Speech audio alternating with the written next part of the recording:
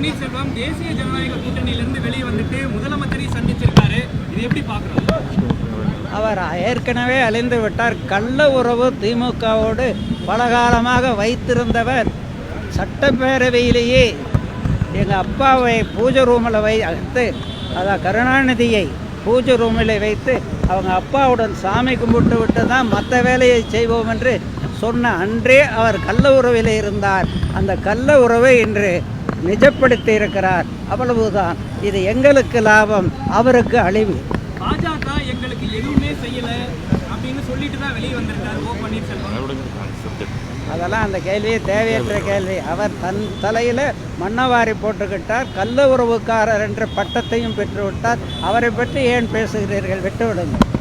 எடப்பாடி பழனிசாமி சொல்லிதான் பிரதமர் ஓ பன்னீர்செல்வத்தை சந்திக்கல அப்படின்னு ஒரு குற்றச்சாட்டை முன்வைக்கிறாரு.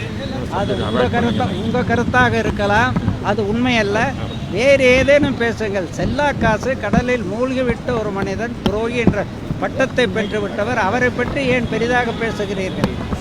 சில நாட்களுக்கு முன்பு முன்னாள் அமைச்சர் கடம்பூர் ராஜா அவர்கள் வந்து 1998 பாஜக கூட்டணியில் வெளியே வந்தது வரலாற்று சொல்லியிருந்தார். இதெல்லாம் தேவையற்ற கேள்வி. அதிமுக பாஜக கூட்டணி எப்படி வலுப்பெற்றிருக்கு? மேலும் சில கட்சிகள் வர வாய்ப்பு இருக்கா? யாரோட பேச்சு? அதை நீங்கள் பொறுத்திருந்து பாருங்கள். பொதுச் செயலாளர் தான் இந்த கூட்டணி பற்றி பேசுகிறார். அந்த அதிகாரத்தை தான் எங்கள் 2 கோடிக்கு மேற்பட்ட தொண்டர்களும் அவருக்கு கொடுத்துருக்கிறோம். பொறுத்திருந்து பாருங்கள். இல்லை, வலுவிழந்துகிட்டே இருக்கா? ஏன்னா இப்போ ஓபிஎஸ் அவர் வந்து வெளியேறி இருக்கார் தேசிய ஜனநாயக கூட்டணியிலேருந்து. டிடிவி வந்து உங்கள் கட்சியில் கூட்டணி நீங்கள் இன்னும் முடிவெடுக்கல.